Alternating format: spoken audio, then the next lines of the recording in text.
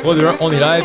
Bonjour mesdames et messieurs, bienvenue à un nouvel épisode du Liberté 45 podcast. Aujourd'hui, on a la chance d'avoir avec nous Charles Côté de Drôlement Inspirant. Merci Charles d'avoir accepté l'invitation. Ça fait plaisir. C'est les gens sont contents parce que ça fait longtemps qu'on nous demandait il faut que vous invitez Charles Côté, il faut que vous invitez Charles Côté, donc on est très content que tu sois là. Je vous l'ai dit tantôt, juste avant qu'on commence le podcast, moi je voyais un peu ce que vous faisiez, puis dès que mon équipe est arrivée en disant Liberté 45 va te recevoir au show, oui, pas besoin de réfléchir plus longtemps. Les gars, je vois un petit peu ce qu'ils font, puis je pense qu'on peut avoir des belles discussions, même si des fois on peut ne pas être d'accord sur certains points, ça fait des beaux échanges. On va te challenger aujourd'hui. Cool. L'intro, là, t'as un podcast, t'es entrepreneur, les gens là, te connaissent déjà pas mal, je pense, là, dans l'univers du podcasting au Québec. Pour commencer, une question que je me suis posée récemment, tu as fait plusieurs entrevues avec François Lambert et il y avait aussi Monsieur Courtemanche. Oui, le junior. Oui, exact. Fait que tu as eu une série d'entrepreneurs puis des gens qui ont bâti des grands projets. Est-ce que tu as découvert comme un trait de personnalité ou quelque chose qu'ils faisaient tous pour comme entreprendre des aussi gros projets puis avoir du succès financier, entre guillemets? Trait de personnalité, non, parce que tout le monde est différent. Puis, si tu regardes, mettons, tous les types de personnalités, je pense que n'importe qui peut réussir, dépendamment de son type de personnalité. Ce qui est plate, c'est quand quelqu'un prend juste les conseils ou écoute juste une personne qui dit mettons, pour réussir dans la vie, il faut que tu sois hyper charismatique. Mais la personne qui est plus réservée, ça veut dire qu'elle n'a pas le droit au succès. C'est complètement faux. Tu peux être introverti puis avoir beaucoup de succès si tu sais comment bien t'aligner aux autres, c'est comment bien déléguer certaines affaires que c'est moins dans ta zone de génie. Fait que je pense pas qu'il y a un trait de personnalité que tu fais comme « Ah, ça revient à 100%. » Par contre, ce que j'ai remarqué, c'est qu'ils ont tous fait face à l'adversité.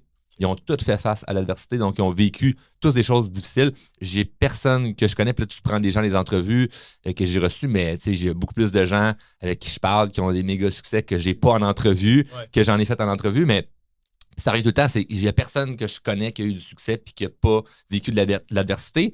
Puis ce qui est drôle et ironique, c'est que la personne qui écoute présentement qui dit « Oh, mais moi, j'ai pas le succès que je mériterais d'avoir. Moi aussi, j'ai vécu de l'adversité. Oh, mais t'as fait quoi avec ça? Peut-être que tu l'as tourné comme étant une tragédie ou étant une malchance. Les autres, ils ont rebondi avec ça ou ils ont juste laissé ça de côté ou ce que. Moi, j'ai raconté 1000 fois l'histoire de quand je me suis fait congédier, j'avais acheté ma première maison en même temps. Bon, les gens qui me connaissent cette histoire-là. Mais c'est une adversité. Qu'est-ce que j'en ai tiré de positif de ça? Ben, dans le premier 1 an, 2 ans, 3 ans, rien. Mais aujourd'hui, ma reconnaissance, c'est quand même une chance que j'ai été congédié parce que je ne serais pas ce que je suis présentement aujourd'hui. Donc, j'ai juste mis ça de côté. Mais je rencontre des gens qui sont comme « V'là 15 ans, mon ex! V'là 10 ans, mon boss! » C'est comme « Yeah, man, get over it. » là. La vie envoie des défis à tout le monde. Fait que c'est ça que j'ai remarqué de ces gens-là qui ont du succès, c'est qu'ils ont juste passé par-dessus l'adversité. Ça, c'est quelque chose qui est vraiment universel. Après ça, on peut en jaser pendant tellement longtemps, mais rapidement, c'est quelque chose que j'ai remarqué. Sim, toi aussi, dans ton cas, je pense que tu as eu quand même beaucoup d'adversité dans ta vie. Est-ce que, on en parlait hier, là, tu sais, les gens, mettons, puis je sais pas toi si tu le vois aussi, mettons, dans les vidéos que tu fais, mais il y a comme 2 types de mentalités au Québec, puis il y en a une, je pense, qui est malheureusement un peu plus prépondérante, admettons, sur les réseaux sociaux, c'est celle un peu de la victime, entre guillemets. De genre, tu sais, je sais pas, Sim, on en parlait, mais il y a plein de gens dans notre entourage qui disent, tu sais, mettons, Sim, là, il vient de s'acheter une nouvelle maison, puis tu sais, ça grossit quand même assez vite notre projet, puis là, ils sont comme, ah, tu sais, vous êtes vraiment chanceux. Mais je trouve ça un peu bizarre, puis je serais curieux de voir ta philosophie par rapport à ça, tu sais. Est-ce que quand tu débutais, tu avais plus une mentalité de victime ou tu as vraiment été quelqu'un de toujours « OK, non, c'est moi qui est responsable de mes propres actions ». C'est moi qui est responsable à 100%. De ce qui se passe là, en ce moment au Québec, là, on est dans le débat, là, puis voir qui c'est qui va rentrer en politique. Puis moi, je suis sincère en disant ça, peut-être que je me ferai pas d'amis, mais peu importe qui va rentrer au pouvoir, je pense pas que ça va changer quelque chose au niveau autant de mes finances. Même si quelqu'un dit « Ah, mais là, tel parti va charger plus d'impôts », ça va rien changer. Moi, je vais me revirer de bord, je vais challenger mes propres défis, mes propres problèmes. Puis il n'y a personne qui va venir chez nous m'aider à régler mes problèmes. Puis là, c'est un podcast qu'on parle de règle générale d'argent, mais on pourrait parler aussi relationnel, émotionnel. Je suis tout seul là-dedans. Il n'y a pas personne qui va venir en sauveur, en super-héros, venir tout régler ce qui se passe dans ma vie. Moi, je pense que justement, c'est le message de Drôlement Inspirant. C'est une des raisons pourquoi je suis désolé, mais moi, je pense sincèrement que ceux qui aiment Drôlement Inspirant, c'est des gagnants. Puis ceux qui n'aiment pas ça, c'est des perdants. Pas parce que je veux séparer les deux en disant non, d'autres, on est en gang des winners, mais c'est que si tu regardes, mettons, les mauvais commentaires ou les gens qui ne m'aiment pas, c'est des gens qui se positionnent en victime. J'ai rarement vu quelqu'un qui avait du succès dans sa vie, puis qui arrivait, puis du succès pas là, financier, là, du succès de règle générale, puis qui arrivait avec des bons arguments en disant Charles, j'aime pas ton discours parce que, crime, tu pousses les gens à avoir confiance, tu pousses les gens à être disciplinés, tu pousses les gens à aller atteindre leurs rêves. Il n'y a pas personne qui a réussi sa vie qui dit crème ça, là, c'est mal. Donc, c'est sûr que j'ai des vidéos où il y a 1000 commentaires négatifs, mais en privé, j'ai quand même 4-5 PDG ou célébrités au Québec qui m'envoient des DM en disant comme hey, faut que tu continues parce qu'on a besoin de toi. Puis je suis comme pourquoi toi tu t'exprimes pas? Ouais, mais c'est parce que tu sais, moi, je veux pas te perdre la face d'une façon publique. Mais go, toi, vas-y, on t'appuie, tu sais. Donc, c'est un peu là, comme le punching bag que je me fais fesser dedans, mais je suis prêt à ça. Pourquoi les gens, les célébrités, admettons, ils veulent pas en parler? Parce que ça a l'air fou, genre, de parler de ça, non? Parce qu'ils ne veulent pas perdre leur nom d'un point de vue public. Là. Regarde n'importe qui là, qui arrive et qui dit tu sais, il y a longtemps, là, ça fait quand même plusieurs années, là, Grégory Charles avait parlé de l'école puis il disait comme quoi que c'était pas tant nécessaire. Il s'est fait défoncer la tronche. Bien de ceux qui s'expriment, on parle. Là, récemment, on est en septembre 2022. Guillaume Lemaitre-Vierge qui a fait une sortie, il s'est fait éclater. Il s'est fait. Et puis, par rapport à quoi déjà, Guillaume? Par rapport aux élections, il avait parlé du vaccin, etc. Bon, on ne rentrera pas dans ce débat-là. Mais je prends par exemple ce que je te disais juste avant. Moi, j'ai jamais voulu être connu dans le sens, j'ai jamais voulu être ma face sur les panneaux. Tu sais, mon Instagram est tout petit, puis il était privé, puis je voulais que ça reste comme ça. Puis bon, là, avec Liberté 45, ça se développe. Donc, oui, on commence à avoir une certaine popularité. Mais je l'ai dit déjà dans un podcast, mais des fois, ça vient te chercher. Tu sais, il y a des gens, des fois, qui commandent des choses, puis t'es comme. Oui, c'est pour ça que c'était une de mes questions que j'avais préparées aussi. Comment tu le vis, toi, le fait, puis les PDG, etc., c'est pour ça qu'ils le disent pas, parce que, même recevoir 1000 commentaires sur ta vidéo en disant que t'es un pas bon, puis que tu mérites pas ce que t'as, puis on va, tu sais, tous ces genres d'insultes-là, t'en as une, deux, c'est correct, mais quand t'en as 1000 qui se mettent à te commenter que t'es un cave, puis que t'es juste chanceux, puis que t'as pas travaillé, puis, tu sais, nous, c'est quand, sur la vidéo, c'est, vous êtes les droitards, tu sais, donc les gars de droite, puis toi, comment tu le vis, ce genre? Ces gens-là, ne connaissent pas. C'est très drôle quand tu me dis ça parce que hier, je prenais une marche. Après souper, souvent, c'est ma petite routine. J'ai mes écouteurs, j'écoute des podcasts d'entrevue, je prends des notes sur le lendemain, qu'est-ce que je vais faire. Puis bref, c'est comme mon moment de méditation, mais je marche.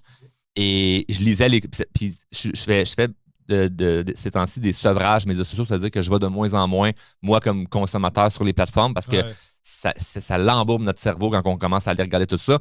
Pire, quand tu es un créateur de contenu, puis là, tu vois plein de commentaires. Si tu vois plein de bons commentaires, c'est addictif. Si tu vois plein de mauvais commentaires, c'est émotionnel, ça vient te chercher. Et là, quand tu vois plein de gens t'insulter pour une raison comme commune entre eux, tu as quasiment l'impression des fois qu'ils ont raison, tu sais, toi, tu as tort. Puis après ça, c'est même plus une question de qui a raison, qui a tort, c'est plus comme c'est quoi tes valeurs. Et je comprends qu'il y a la majorité des gens qui sont pas d'accord avec certains points que j'amène, mais ils me connaissent pas personnellement de un, puis ils n'ont pas toutes les nuances que j'aurais pas apportées, mais c'est une vidéo d'1 minute, puis je comprends tout ça, c'est comment les médias sociaux fonctionnent.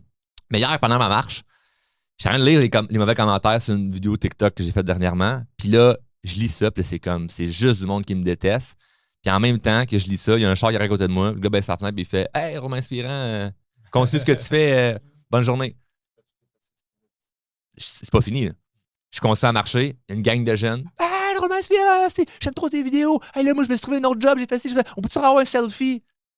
Je continue de marcher, Chris, à 2 rues de chez nous. Je croise un de mes clients à casquette de Romain Inspirant sur la tête. Comme, en dedans de 1 heure, j'ai croisé plein de gens dans la vraie vie qui m'aiment, qui sont contents, qui me témoignent carrément que si j'ai un impact positif dans leur vie. Mais sur le numérique, il y a plein de gens qui n'étaient pas contents. C'est sûr que le téléphone rend les gens très courageux, les gens qui sont prêts à dire des choses probablement qu'ils ne me diraient jamais dans la vraie vie. Mais après ça, je comprends que c'est super facile et c'est beaucoup plus émotionnellement.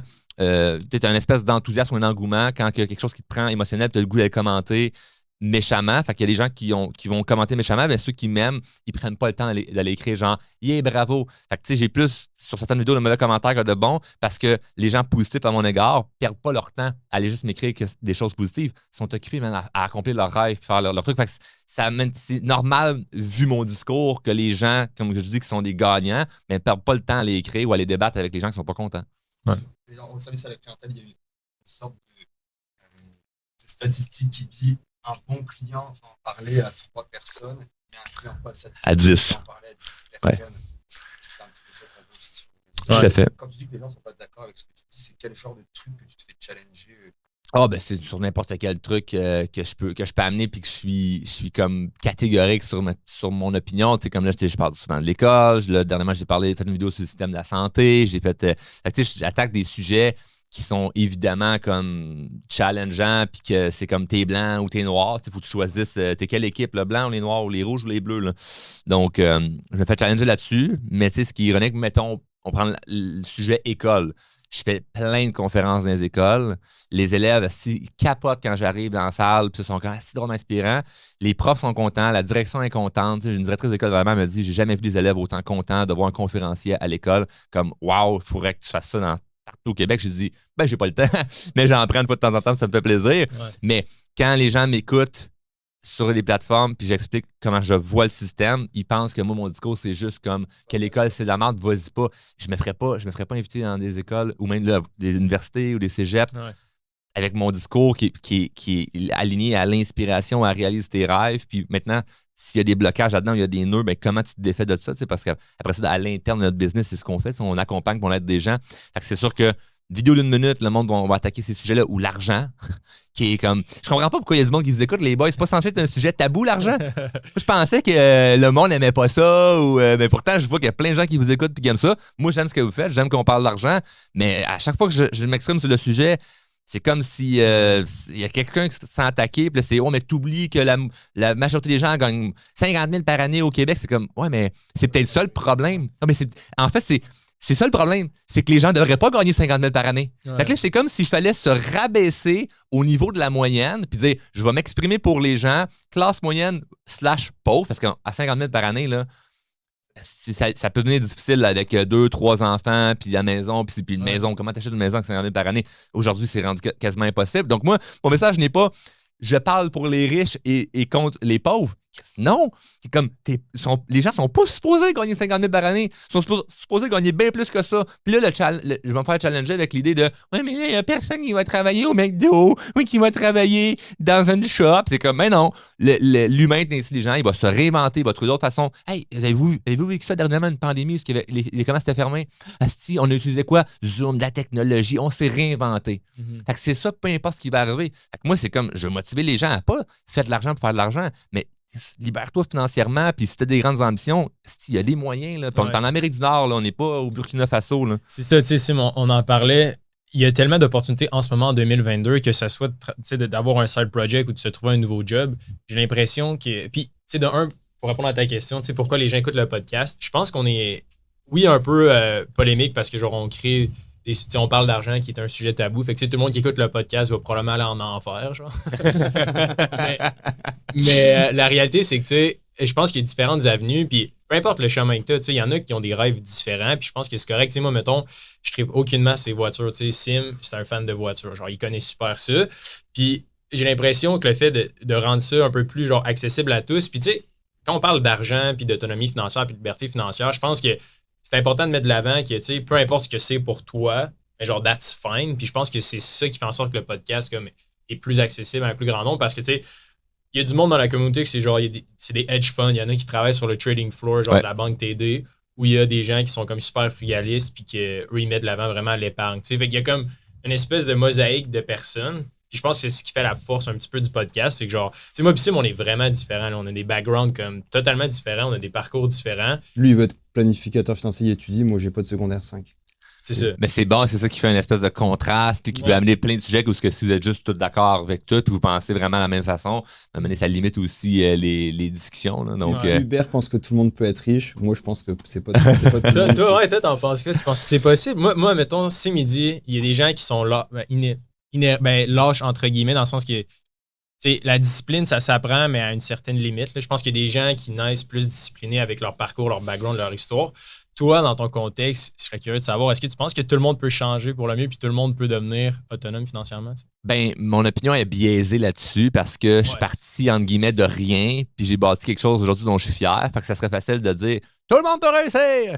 Mais en même temps, c'est sûr que là, c'est parce que si tu prends vraiment d'un point de vue macro, là, l'ensemble de la population, tu t'embarques là-dedans, qui les gens qui ont des problèmes de maladie de santé, la maladie mentale, t'embarques tout ça. C'est comme, il y a des gens qui sont dans la rue puis qui en sortiront jamais de la rue, peu importe à quel point tu veux leur faire écouter du Tony Robbins. Là.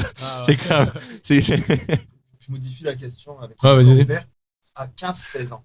À 15-16 ans, est-ce que Tu savais, parce que moi c'était ma situation, moi à 15-16 ans, je savais que j'étais pas né pour faire du 8 à 5. Et les gens, je le disais la fois passée sur notre podcast, les gens me disaient, tu vas faire quoi plus tard? Je dis, je le sais pas, mais je sais que je ferai pas une job normale. Moi, je le disais quand j'étais gamin à 18-19 ans, je disais à 30 ans, je suis millionnaire. À 30 ans, je suis millionnaire. Je me suis toujours dit, mais j'ai fait les efforts pour le faire. Toi, est-ce qu'à 15-16 ou plus jeune ou plus vieux, est-ce que tu le savais que tu avais quelque chose en toi qui était différent versus tes amis, tes connaissances, ta famille, ou c'est juste venu, t'as eu une idée puis t'es comme, ah, ok, c'est... C'est une excellente question. Moi, toute mon enfance, j'avais pas confiance en moi, je m'aimais pas. Je pensais que j'étais vraiment moins bon que les autres, même que je pensais que j'étais moins intelligent parce que je vivais beaucoup de l'impuissance apprise. Ça, ce que c'est l'impuissance apprise, c'est que si tu... Je vais donner un exemple. Ouais, tu peux te renseigner sur ce sujet-là. On a sûrement déjà vu sur Facebook là, l'image là, du cheval attaché avec une chaise de patio. Là. Mais pourquoi il ne bouge pas le cheval? C'est qu'il est convaincu que parce que la corde le tient à quelque chose, il ne peut pas s'enfuir. Mais il pourrait s'enfuir. Donc, moi, d'un point de vue académique, j'étais tellement convaincu que j'étais pas bon parce que mes notes n'étaient pas bonnes, mais je me forçais même pas. Fait que j'étais comme le cheval attaché à une chaise. J'arrivais devant l'examen, puis j'essayais même pas de forcer ou de me concentrer. Je me disais juste, ça marchera pas parce que je suis pas bon, je suis pas intelligent, puis je le vois, mes amis sont meilleurs que moi, ou peu importe. Donc, de primaire, secondaire, j'essayais même pas. J'abandonnais. Moi, je redoublais mes années. Et là, qu'est-ce qui arrive quand tu redoubles, quand t'es pas bon? Je voulais toutes mes cours. Ah non, mais j'ai doublé secondaire 1. Moi, mes parents voulaient m'envoyer en école privée. J'ai fait l'examen pour aller à l'école privée. Ils m'ont fait étudier tout l'été. J'ai détesté parce qu'ils de me faire vivre ça. Ils m'ont fait étudier pendant l'été. J'ai fait l'examen pour l'école privée. J'ai coulé, évidemment. Après ça, je suis arrivé au secondaire 1 et j'ai redoublé mon secondaire 1. T'imagines-tu comme le crescendo qui descend? Là, comme, les autres, c'est comme privé. Puis finalement, même au public, je poche. Doublé 1, j'ai passé limite. 2, j'ai passé limite. 3, j'ai redoublé. J'ai fini avec des affaires en modulaire. Puis après ça, j'ai fait une équivalence. Puis ce qui était gros, c'est que j'allais voir l'orienteur puis la directrice. Puis j'ai dit, moi, je m'en vais d'ici cette année. Puis c'était à 16 ans que j'ai eu le déclic de, OK, je voyais j'avais vu à la télé des gens qui étaient riches et célèbres. Puis je me dis, Chris, c'est ça que je veux. Si ça existe, je veux ça. Puis je voyais comme une espèce de, mais si tu peux passer de tellement malheureux et pas bien de j'ai peur à l'avenir, puis je sais pas ce qui va se passer, à le switch de mais j'ai rien à perdre, fait qu'aussi bien viser le plus haut possible. Tu sais. Et cette espèce de contraste-là m'a amené à OK, je vais quitter l'école parce que je voyais pas de plan d'avenir par rapport à moi, personnellement, rester à l'école. Fait que le message n'est pas tout le monde doit lâcher l'école, c'est pas ça. C'est moi, je le voyais pas qu'il fallait que je reste là. Puis j'allais voir la directrice, j'ai été voir l'orienteur, puis il voulait tout faire pour que je reste là. Puis là, finalement, j'ai été voir l'orienteur en solo. Elle n'a pas fermé dans le bureau, puis là, j'ai dit. Je sais qu'on peut s'en aller de l'école puis juste faire une équivalence. Puis moi, je suis là au moins me backer, mettons, je vais faire un cours. C'est pour faire, mettons, des DEP ou pour si tu veux être mécanicien ou tu veux. Puis moi, je m'étais dit, si, mettons, je vais faire un cours pour être courtier immobilier ou peu importe, je vais faire au moins l'équivalence, puis ça va acheter la paix à mes parents en disant, regarde, moi, j'ai ça. Mais ça vaut quasiment rien. Tu peux pas aller au cégep, tu peux pas aller à l'université. Ça vaut rien au niveau comme scolaire. Là, ça ne t'amènera pas plus loin dans cette espèce de système éducatif-là. Ouais. Fait que bref, je l'ai fait. Mais il me servait à rien. Il m'a dit, c'est un examen qui dure pendant 3 jours. C'est comme tu fais ça, puis that's it. Mais bref, tout ça pour dire que j'ai eu cette espèce de déclic-là vers 16-17 ans, j'ai vraiment envie d'avoir quelque chose de plus grand. Je commence à avoir des aspirations puis des rêves. Puis c'est là que j'ai tombé dans des livres de croissance personnelle. J'ai commencé à lire au niveau de l'argent, puis à m'éduquer par rapport à ça. Puis au niveau comme global de tout ça, l'idée, c'était comment je peux faire pour vivre une vie extraordinaire? Et là, maintenant, la question est qu'est-ce qu'une vie extraordinaire? Ben, tout ce qui t'inspire. Pour certaines personnes, c'est de voyager. D'autres, c'est d'avoir une belle voiture. Et d'autres, c'est les deux. Puis moi, je voulais fucking les deux. Je voulais tout qui pourrait être cool. Tu sais, comme... Et j'aime le concept de l'argent. Ce qui me fascine là-dedans, c'est que je peux comprendre quelqu'un qui dit l'argent ne fait pas le bonheur quand tu es malheureux à la base, mais quand tu es finalement heureux, l'argent, c'est hot, là. Ouais. Moi, ça... Comme là, dernièrement, je viens d'acheter des 10 paires de billets de saison pour les Canadiens. J'écoute pas le hockey. juste acheté des billets de hockey parce que mes chums en avaient plein, des bons sièges. Je suis comme, je vais inviter des contacts d'affaires, puis des amis, puis tout ça. À matin, tu sais, juste l'image, là. Ce matin, je me prépare pour m'en venir ici, j'ai une salle de bain au 2e étage, le plancher chauffant en salle de bain, je suis en train de me peigner. Ma conjointe est en bas, elle est sur Expedia en train de planifier un voyage à Vegas, parce que j'amène ma mère à Vegas pour sa fête. Si t'as pas d'argent, tu fais pas ça. Puis elle a, Charles, t'aimes-tu partir à 7h30 ou à 8h30? Moi, je suis là en train de me peigner dans. Tu sais, l'espèce de cliché bourgeois, là. Puis je me sentais bien, man. J'étais heureux, j'étais là. Je me prépare pour aller dans un podcast, parler d'argent, j'aime ça. Les gars qui animent le show, je les respecte. J'ai l'opportunité de me faire inviter par des gens avec qui on va avoir une belle discussion. Ma conjointe est en train de planifier un voyage que j'amène ma mère, parce que ma mère pourrait jamais faire le type de voyage que je planifie faire avec elle parce que financièrement, ça marche pas. Tout ça, là, c'est grâce à l'argent. Ouais. Fait qu'il faut pas le nier dans un monde capitaliste que non, l'argent, c'est pas important. C'est comme non, ça dépend à qu'est-ce que tu lui accordes. Ma vie ne tourne pas alentour de ça. Moi, ma vie tourne alentour de l'abondance. L'abondance de santé, l'abondance d'amitié, l'abondance d'amour et l'abondance d'argent.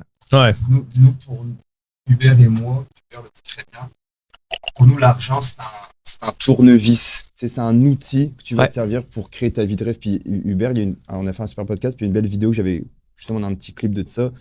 Puis pour moi, tu vois, j'ai 34, je vais avoir 35. Évidemment, si j'ai 34, je vais avoir 35. Et bon, oui, je viens de m'acheter la grosse maison avec la piscine creusée, le spa, tout, tu sais, tout. Mais de 20 à 34 ans, bah, j'ai vécu dans ma première maison que j'ai achetée, une belle maison dans le coin de Belleuil. C'est une belle maison, mais c'est rien d'extraordinaire. Oui, je viens de m'acheter la BM au mois de mai, mais pendant toutes les autres années, Hubert, vous me voyez, j'étais avec ma petite Kia Forte.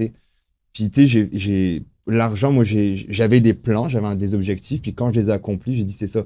Par contre, je mentirais de dire que moi, je veux vivre frugalement. Pas du tout. Je veux manger au resto tous les jours. Je voyage pas, mais je veux m'acheter un chalet dans le Nord. Ouais. Moi, je veux m'acheter une Lamborghini. Un jour, j'aurai une Lamborghini. C'est sûr et certain. Un jour, j'aurai une Lamborghini. Et j'aurai une Lamborghini puis une Porsche. J'aurai les deux.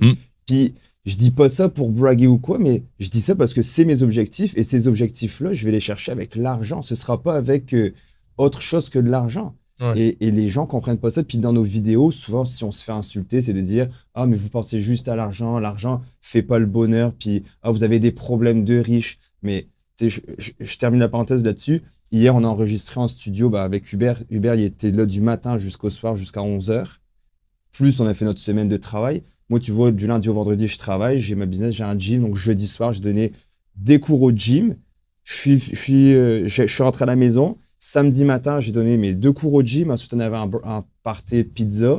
On a fini le party pizza. J'ai fait acte de présence. Salut tout le monde. Ciao, bye bye. Puis je suis venu ici de 2h jusqu'au soir pour enregistrer. Puis aujourd'hui, toute la journée, on est là. Donc il y a des sacrifices quand même qu'on fait, mais c'est des sacrifices qui font plaisir. Qui font plaisir. Qui font plaisir. Puis c'est parce que tu sais pourquoi tu veux de l'argent. Quelqu'un qui dit je veux être riche, tu lui demandes pourquoi, puis c'est pas quoi répondre. C'est là qu'il peut y avoir un problème. Parce que si par chance, tu le deviens, tu vas t'embourber le paquet d'affaires. Mais d'être capable de faire, hey, moi, dans la voiture, je vais me sentir bien. Je peux comprendre quelqu'un qui dit mais l'argent ne fera pas le bonheur, tu ne seras pas plus heureux dans ton auto. Je comprends si je suis dans ma voiture ou les prochaines là, que j'ai déjà réservé, laissé des dépôts sur un paquet de supercars. Puis là, moi, je m'amuse là-dedans. Là, j'en veux plein. Là. Puis je comprends que mec, je sois justement dans une Lambo ou Ferrari ou peu importe, si je suis dans la voiture, je parle au téléphone avec ma conjointe, puis elle m'annonce qu'elle m'a trompé, puis elle veut partir avec, mettons, mon meilleur ami. C'est clair que la Lambo va pas me rendre plus heureux, calice. Mais, si je suis au téléphone avec elle, puis elle m'annonce que, il est arrivé ça avec les enfants, en revenant à soir, c'est tendu qu'on a faire un tour de bateau, qu'on aille au cinéma, puis là, on a une conversation heureuse. Oui, je me sens encore plus heureux. Fait que moi, des fois, j'ai des moments de gratitude, je suis juste dans mon char, puis je me dis, si la vie est belle, puis le char, c'est juste comme un pourcentage de plus dans mon échelle de bonheur sur le 0 à 100. Mais c'est pas le 100%. Sûr à 100. Tu peux te le payer. S'il y en a qui ont des gros chats, nous on fait beaucoup avec eux, on fait des consultations privées. Puis il y a les gens qui n'ont pas d'argent, qui sont malheureux par rapport à ça qu'ils ont. Te souviens-tu le pourcentage des gens qui font de l'anxiété? Ouais, ben c'est comme. La stat, là, c'était assez fou. C'était comme plus de 70% des Canadiens sont angoissés par leur situation financière.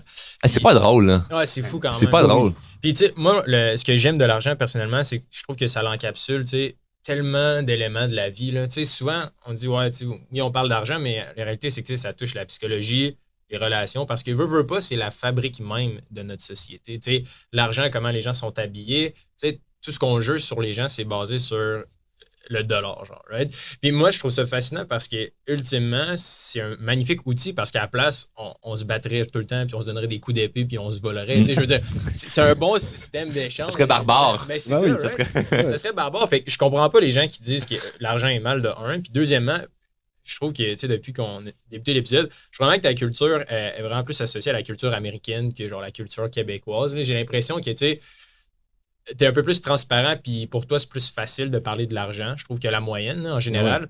Puis souvent, le problème aussi, c'est que dès qu'on parle d'argent, on associe ça à genre la frugalité ou, tu sais, faut être super économe, tu sais. Mais la réalité, c'est qu'il y en a qui veulent épargner pour pouvoir investir, puis, tu sais, s'enrichir. Je pense que c'est bon, puis c'est sain de le faire pour tout le monde. Mais je pense aussi qu'il y a une partie de, OK, j'ai un objectif financier. Je veux, par exemple, m'acheter telle maison ou aller à tel voyage d'ici 1 an. Bien, parfait, mon voyage à Las Vegas, ça me coûte 5 000 $. J'ai mon goal là. Puis après ça, bien, je veux me payer à partir de mon entreprise ou je veux épargner assez pour arriver au bout de l'année puis avoir 5 000 $ de côté pour pouvoir me payer le voyage. Tu sais, juste avoir ce système-là en place qui, by the way, n'est juste pas enseigné à l'école. Tu sais. Non. Mais faut en partant ce désir-là, une ouverture d'esprit face à l'argent, tu sais. Parce qu'après ça, est-ce que tu préfères économiser ou tu préfères te gâter? Je veux dire, mais moi, les deux, je fais les deux autant que je veux économiser pour... mais moi, c'est pas tant économiser, moi, c'est plus investir. J'aime pas trop le mot économie, je trouve que tu es plus sur la défensive. Puis c'est ça que le système nous pousse à... Il faut économiser. Ouais. Moi, si tu me pousses vers quelque chose... Je pense plus que c'est pour ton intérêt à toi que le mien, tu sais, parce que vous savez comment ça marche, les boys, là, quand tu mets quand tu places ton argent auprès d'une banque, qu'est-ce qu'ils font avec ton argent? Frais de gestion. Et eux, ils réinvestissent dans tout plein de affaires. Ils peuvent réinvestir en immobilier, ils peuvent réinvestir dans des compagnies d'assurance, puis ils font x10 avec ton argent, tu sais. Fait que, puis toi, ils te redonnent genre 2-3%. Ouais, ça n'a pas de sens. C'est ridicule. Mais je me demandais, toi, quand tu étais jeune, est-ce que l'argent, c'était quelque chose qui était quand même tabou dans ta famille ou dans ton... Ouais, tout ce qui était argent puis politique, c'était quand même tabou. Moi, je me souviens, tu sais, là, quand on parlait, on est dans les élections présentement au Québec. Moi, mes parents ne voulaient pas dire pour quel parti ils votaient. C'était plus tabou. Puis je pense pas qu'ils faisaient ça pour mal faire. Je pense plus que... Je pense que c'est ça pour beaucoup de familles au Québec. Tu sais, on est une famille de la classe moyenne où ce que... Ben non. Je suis pas un blanc privilégié né dans une... un bourgeois. Mais Charles, c'est un nom de bourgeois. Tu sais, ça aurait pu. Non. Rien, zéro. Puis honnêtement, là, y a-tu de quoi... J'ai pas encore trouvé ce qui est plus hot et excitant de... Arrêter d'épargner, investir. Ouais. Bon, fait qu'on est d'accord avec ça. Mais bref, moi, je trouve qu'il y a j'ai pas encore trouvé ce qui est plus excitant que commencer dans ta vie cassée, là, pauvre, pas d'argent et bâtir une fortune. Ouais. Moi, là, ça, là, cet effet-là, là, tu sais, je parle beaucoup de confiance en soi, là, puis j'ai développé ma confiance en moi, même sans avoir d'argent. Mais je peux pas nier que le fait de faire de l'argent te donne une confiance vraiment, vraiment supplémentaire parce que, écoute, tu sais de où tu étais parti. Moi, je me souviens là, le moment où j'avais le choix entre un job à 150 000 par année puis une autre qui allait être potentiellement entre 30, 50. C'était comme inconnu. Puis finalement, j'ai fait 35 000. Puis j'avais choisi 35 000 pour travailler sur Drôme Inspirant. Puis là, tout le monde était comme, ça sert à rien, ça va rien donner. Mes premières vidéos, il y avait comme 3 likes. Puis là, repenser à aujourd'hui, le monde qui me croise dans la rue, qui arrête en char pour me saluer, me remercier de l'impact que j'ai dans leur vie. Alors que moi, il ne pas si longtemps, j'avais la décision de qu'est-ce que je fais financièrement, quel choix je prends, puis je vais aller plus vers le risque, vers le sécure. Man, ça te donne tu te sens comme c'est un super pouvoir de partir de zéro puis de te rendre à quelque chose qui t'inspire, tu sais. Puis là, tu as juste le goût de continuer et de partager ce discours-là de man, c'est possible, là. C'est possible pour beaucoup de gens. Peut-être pas pour tout le monde, comme on dit tantôt, là, si tu as un bar ou l'autre, mais c'est sûr que les gens qui écoutent présentement, là, moi, je pense qu'ils méritent d'avoir plus de succès qu'ils ont présentement. Ouais. Puis là, le problème, c'est pas tant de est-ce qu'ils vous écoutent ou est-ce qu'ils appliquent. Est-ce que tu appliques vraiment ce que tu sais qui pourrait être bon pour toi, tu sais, parce que je pense pas qu'on... Moi, je pense que ce qu'on fait en podcast ou vidéo d'inspiration, puis tout ça, peu importe le sujet, oui, on peut informer des gens, mais at the end, c'est plus comme on leur donne une espèce de motivation de prendre action pour ton futur, prendre action pour réaliser tes rêves, parce que les gens, au fond d'eux, je pense qu'ils savent ce qu'ils doivent faire. Ouais. Je suis 100% d'accord. Hubert le dit très bien. Il dit tout le temps, les gens... Tout le monde travaille pour comment tu dis, tout le monde travaille pour de l'argent. mais ils sont clueless. Ouais, c'est ça. Ben, tout le monde parle de l'argent. Ben, tout le monde gagne de l'argent, mais Ouais. personne n'ose en parler. Puis moi, ça a toujours été un problème là, dans ma vie. Tu sais, quand j'étais jeune, mettons, j'ai travaillé en vente. Là, quand j'avais 14, 15, 16 ans, je faisais du porte-à-porte et tout. Puis on dirait que, mettons, j'étais payé à la commission. Fait que, tu sais, mettons, je recevais un 1000 $. Là, je savais jamais quoi faire avec ce 1000 $-là, tu sais, parce que c'est pas comme une paye, c'est comme une somme d'argent que tu reçois. Puis là, je me posais plein de questions, j'essayais d'en parler, puis j'avais jamais la réponse. Puis je me disais, aïe, c'est donc mais tabou l'argent, tu sais. Puis tout le monde me disait un conseil différent. Fait que là, j'étais genre, mais qui écouter ultimement? Tu sais, fait que là, j'ai commencé à creuser sur le sujet, puis là, je me suis rendu compte que, OK, quand je vais à la banque, ben ultimement, c'est sûr qu'ils vont prêcher pour leur propre paroisse, puis ils vont dire, place ton argent avec nous, tu sais. Alors qu'en réalité, c'est vraiment pas la meilleure chose à faire. Fait que j'ai l'impression que, tu sais, juste d'en parler, ça va tellement aider des gens, veut pas, parce que, tu sais, juste de comprendre c'est quoi les différentes avenues puis les différentes options, ben, of course que ça peut juste. Ben oui, aider. puis sors de ton cercle social. Parce que moi, je me souviens, à 14-15 ans, j'avais un scooter que je m'étais payé parce que je travaillais. Puis. Ah, moi, depuis que je suis tout jeune, ben, j'ai grandi en campagne, puis chaque petit gars de campagne, ben, chaque petit gars, c'était ça, c'est 4 roues, tracteurs, ces affaires-là. Fait que Carabine à plomb. le classique, là. On était des rednecks. mais j'étais parti avec mon scooter, comme 2-3 villages plus loin. Fait que, tu sais, c'est comme une demi-heure de scooter, pour aller voir le directeur de caisse chez Desjardins. Puis j'avais comme 5000 dans mon compte. Puis là, moi, j'allais là pour faire un placement. Puis là, je l'ai rencontré, j'avais mis mon casque sur le siège à côté. Puis là, il était comme super heureux et enthousiaste de me recevoir parce que c'est quand tu rencontres un flot de 14-15 ans qui veut investir. Et là, il m'explique comment ça fonctionne pour placer mon argent. Dans le fond, je gelais mon argent pendant 2 ans. Et là, au bout de 2 ans, mon 5000 allait potentiellement rapporter 200 $. J'ai fait, je comprends pas. Puis il était comme, mais c'est comme ça fonctionne. Puis là, j'étais mêlé. Vraiment, je comprenais pas ce que je me disais. J'ai lu un livre sur Ryan Buffett là, qui parlait d'investir son argent, mais là, clairement, qu'il y a à la caisse ou une banque, placer ça. Puis j'ai comme, mon argent, je peux pas y toucher. Fait que je me souviens, j'avais dit, mais si j'ai une opportunité, déjà là, à 14-15 ans, le mot opportunité, je commençais déjà un petit peu à avoir certaines pensées par rapport à ça. Ça répond à ma Puis- question de tantôt, c'est que tu étais quand même différent parce que Ouais. moi j'enseigne aux jeunes Ouais. dans la vie, une de mes trucs.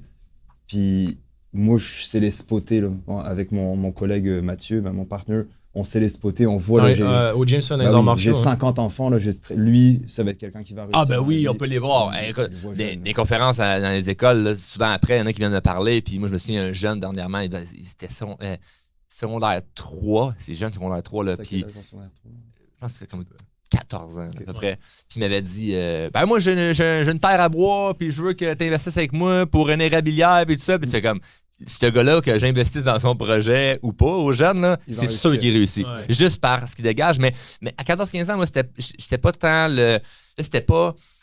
Je rêvais pas, genre, je vais être absolument riche.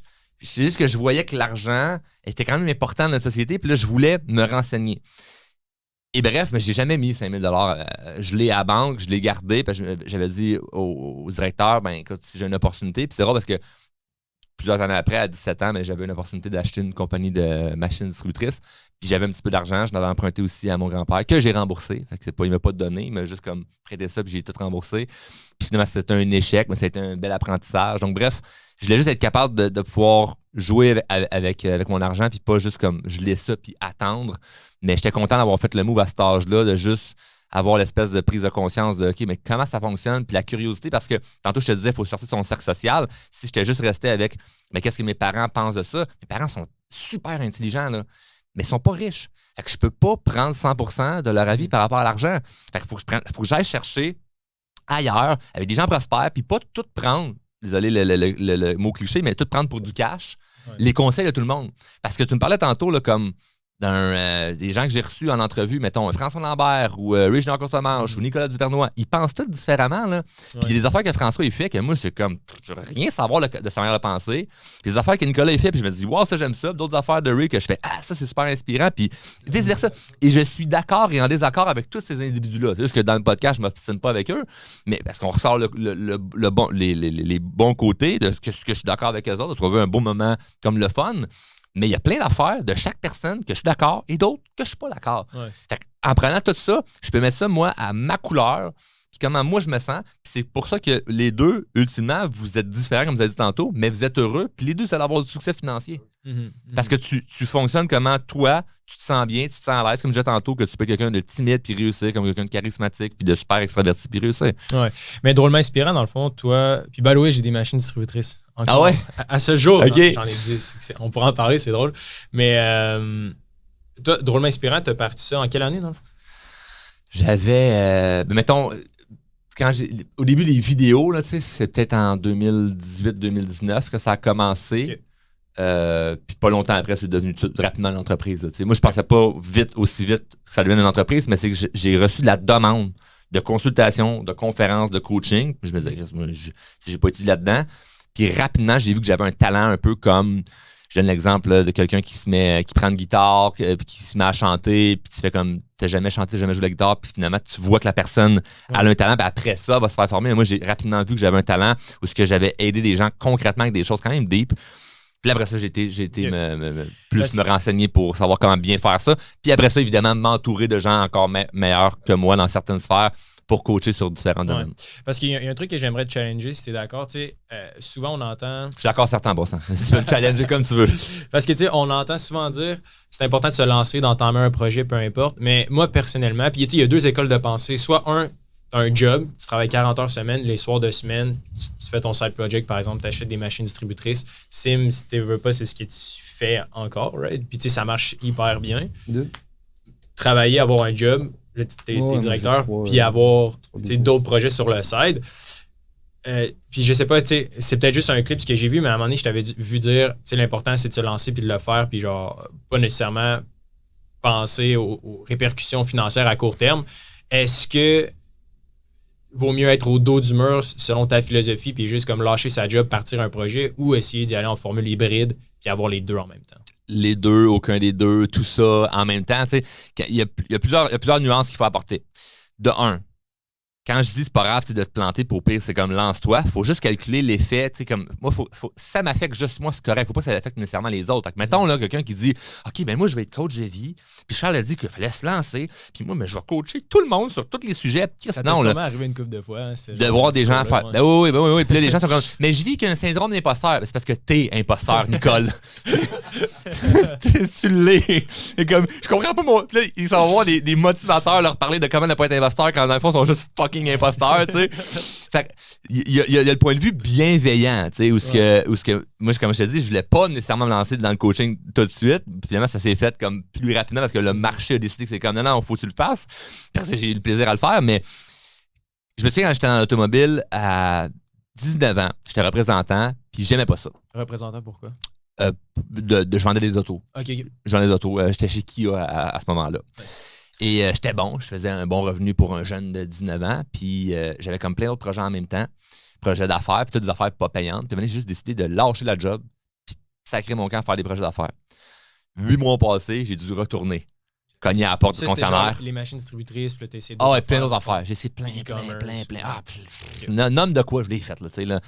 Fait que pendant 8 mois, je faisais juste me péter à la gueule à chaque semaine, puis je savais pas comment. Puis le pire, là, j'avais un. Tu sais, tantôt tu disais que t'es un gars de bébelle, puis tout ça. J'avais un motocross que j'aimais, puis c'était comme.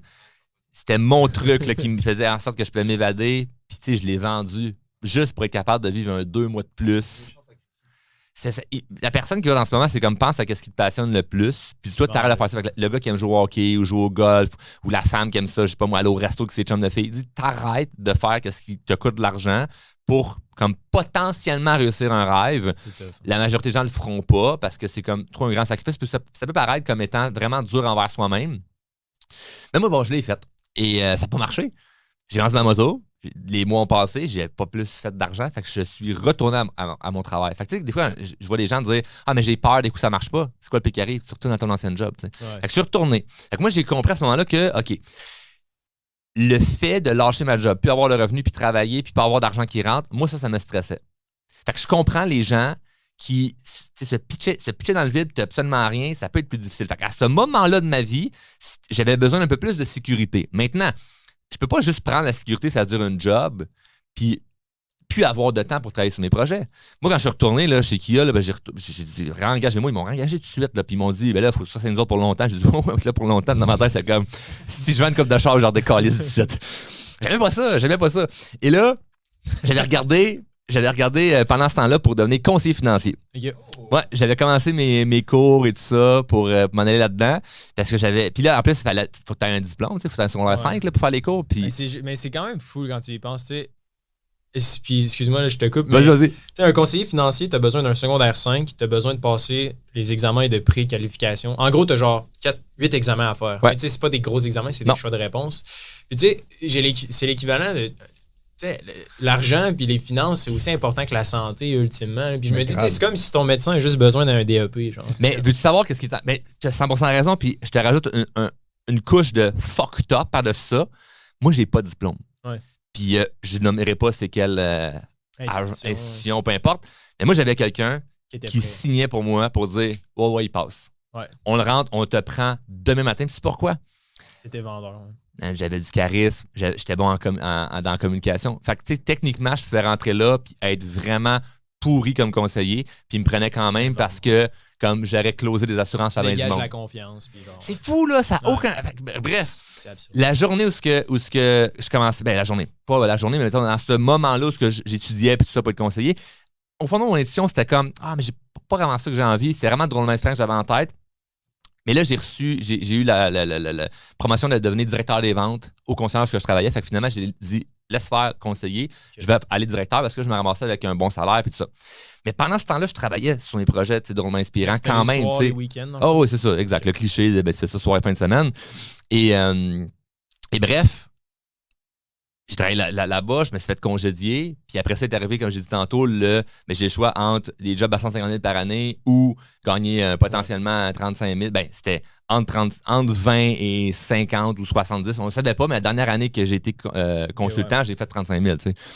Mais fait que c'est des passes dans la vie. Fait que, tu sais, ta question, initialement, c'était est-ce que c'est mieux de sauter dans le vide ou d'avoir quelque chose de sécure? J'ai fait complètement les deux. Ouais. J'ai fait les deux, puis j'ai été sécure, j'ai été courageux, j'ai tout fait ça, puis je pense que ça dépend où ce que tu es dans ta vie, où ce que tu es en ce moment. Moi, je suis papa. Fait que si je serais dans cette position-là, je sais pas si je ferais la même décision. Là, moi, j'étais célibataire, pas d'enfant, mais j'avais quand même un stress financier, tu sais. Fait que, au moment que je suis retourné chez Kia à 19 ans, j'avais plus d'argent. À ce moment dans ma vie, le fait de manquer d'argent me faisait vraiment peur. Fait que j'avais besoin d'avoir de l'argent qui rentre puis de travailler sur autre chose en même temps. Là au moins, ce que j'ai fait, c'est que j'ai pas été comme la majorité des gens qui fait « mais j'ai une job en attendant, puis m'amener mon rêve va se concrétiser, puis ils font rien sur leur rêve. » Je travaillais vraiment comme un chien soir, fin de semaine sur mes projets. Mais j'avais besoin de sécurité. Puis un autre moment de ma vie, c'était comme « fuck la sécurité, man. » Je veux vraiment... Là, j'y crois à mon rêve, puis ça me dérange pas de faire d'argent. Fait que c'est pas tant... Est-ce que tu as de l'argent ou tu n'en as pas? Je pense vraiment que c'est émotionnellement. Si tu es prête à avancer sans avoir un certain coussin, ça va fonctionner. Ouais. Mais si ça te prend un coussin, ça va fonctionner aussi. C'est vraiment toi, d'une façon individuelle, comment tu le vis. T'es père, t'as un enfant, tu réagis pas de la même façon quand t'es père. Ben non. Enfant, évidemment. Moi, j'avais une chose que je voulais te poser la question, pas de, si je peux dire, challenger. J'ai écouté une de tes vidéos, puis je suis resté choqué en me disant, fuck, ok. Où tu mentionnes à des gens de ne pas faire de plan d'affaires. Et je voulais savoir pour toi, c'est à quoi un plan d'affaires? Moi, j'ai essayé plein de trucs, je pense qu'on pourra en parler. J'ai eu, où je me suis planté beaucoup plus de fois que j'ai réussi. Ouais. Mais maintenant, à 34 ans, oui, j'ai du succès financier en affaires, etc. Mais parce que je me suis planté dans 18 business au moins. T'sais. Mais je me suis toujours préparé. Pas forcément faire un plan d'affaires comme là, on a fait avec le gym pour aller chercher des subventions. Puis, ok, c'est quoi tes probabilités de réussite, c'est quoi tes frais fixes, c'est quoi, dans le fond, tes projections financières qu'on a dû donner à nos banques, etc. Ouais. Toi, pour toi, quelqu'un il y en a beaucoup qui écoutent notre podcast, qui veulent se lancer dans des projets connexes, side hustle, où ils ont une idée de business, ils y croient. Est-ce que c'est ça que tu leur conseilles, juste fais pas de plan d'affaires, puis lance-toi? Je veux juste, parce que je finis cette phrase-là, je pense que toi, quasiment autant que nous, puisque nous, on est en finance, on a une responsabilité vis-à-vis du monde. Ouais. Puis hier, justement, j'en parlais avec Hubert, on connaît une personne qui commence à conseiller du monde en investissement et la personne, on la connaît très bien et elle a zéro connaissance en investissement. Et je trouve ça dangereux parce que c'est une personne qui a beaucoup d'abonnés, beaucoup, des dizaines de milliers d'abonnés. C'est ça, tu sais, quand tu as des dizaines de milliers d'abonnés puis tu conseilles des actions individuelles, genre investir dans Amazon, Google, tu sais, genre des actions individuelles en bourse, c'est genre un des trucs les plus risqués à investir versus un panier d'actions. Je sais pas ton niveau de connaissance en finance, mais tu sais, en gros, nous, c'est genre les FNB, se diversifier puis aller chercher comme des grosses parties de marché. Investir, whatever, c'est vraiment ça. C'est ça, puis elle, c'était genre complètement l'inverse, qui est comme, faut que tu sois un expert là, pour choisir.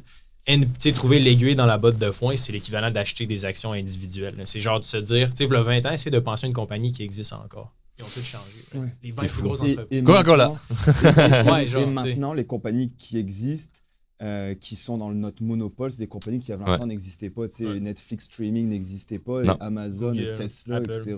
n'existaient pas. Bref, ma question initiale, qu'est-ce que tu conseillerais à quelqu'un qui veut pour le plan d'affaires? Mais je pense que c'est du cas par cas. Moi, c'est ce que j'ai beaucoup vu par rapport. Puis, tu sais, là, je ne m'adressais pas à hey, ça, c'est pour tout le monde. C'est pour les gens qui m'écoutent.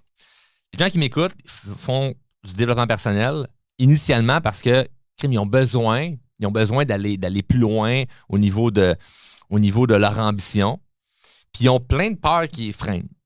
Puis j'ai remarqué qu'il y a beaucoup de gens qui tombent dans la fameuse paralysie de l'analyse, où ce qui passe du temps à analyser, préparer, puis finalement, ils ne passent jamais à l'action. Donc, le fameux plan d'affaires, là, pour certains, bien des cas, là, il est inutile. Il va t'embrouiller le cerveau à « Où voyez-vous votre entreprise dans 10 ans? » Dans 10 ans, ça n'a aucun rapport. Mais oui, c'est sûr que si tu en vas présenter un projet à Ange Québec, il faut aller voir une banque, mais ça te prend un plan d'affaires, puis tu le fais, mais je pense pas que le plan d'affaires peut satisfaire des gens comme d'un point de vue financier s'ils veulent investir, mais toi, c'est plus un plan d'action que tu as besoin. Pas nécessairement un plan d'affaires, mais un plan d'action de c'est quoi les prochaines étapes que tu vas faire. Puis il faut qu'il y ait des étapes. Il faut qu'il y ait quelque chose que on est dans l'action. Là. Et non, aujourd'hui, qu'est-ce que je fais? Mais je travaille sur mon plan d'affaires. Puis il y a beaucoup de clients que j'ai aidés à faire de l'argent, puis de la vraie argent. Puis c'était pas avec un plan d'affaires, c'était comment tu peux faire de l'argent demain matin avec ton projet? C'est comme, je peux faire ça. Go! Va chercher 20$, 5$, 100$, 1000$, de façon évidemment bienveillante, là, ça c'est clair. Mais fais de l'argent rapidement juste pour que ton cerveau commence à vraiment y croire, puis tu ne te mens pas que tu vas avoir une vraie business. Parce qu'il y a beaucoup de futurs entrepreneurs qui sont pognés avec leur plan d'affaires. Puis là, autour de la table, au souper, là, ils sont avec leur belle famille ou leur famille, c'est comme, puis là, ton projet, là, c'est rendu où? Puis là, il faut qu'ils expliquent leur projet, puis eux, dans leur tête, ils savent qu'ils se mentent et qu'ils n'ont pas vraiment un projet parce qu'ils n'ont rien fait, ils n'ont pas fait d'argent. Mais quand tu as touché un peu d'argent de ton projet, là, comme, mais toi, tu as des machines distributrices, pourquoi? Mais parce que ça te rapporte de l'argent. Ça ne te rapporte peut-être pas des millions, mais comme, t'en as, puis tu sais que ça te rapporte un certain montant. Fait, quelqu'un te challengerait sur ce projet-là, c'est comme, mais non, tu y crois vraiment. Fait que moi, quand je faisais des vidéos pour Drôlement Inspirant, ça me rapportait que dalle. Je ne peux pas dire que mais moi, je coach du monde. Je coach personne si je fais des vidéos. Tu sais. Mais quand j'ai commencé à avoir une business là-dedans, quand même qu'on me challengeait sur. Même en ce moment, quelqu'un me dirait vraiment me challenger sur mon travail. Je suis mort de rire. Là. Let's go, on va aller dans le ring de boxe argumenter, là, je veux dire, d'un point de vue verbal. D'un point de vue verbal, on va argumenter. Parce que. On va couper le clip, c'est ça. Embarque dans le ring de boxe. On va organiser un box fight, genre. Ouais. Mais bref, tout ça pour dire que. Évidemment, dans tout ce qu'on dit, il y a des nuances, il y a des choses mais c'est que je vois qu'il y a beaucoup de gens qui restent pris dans le fameux plan d'affaires. Puis je ne dis pas que c'est pas bon, je dis juste qu'il y a bien des gens qui se freinent à cette étape-là parce que là, ils ne savent plus c'est quoi le plan d'action. Ils sont pris dans le plan d'affaires.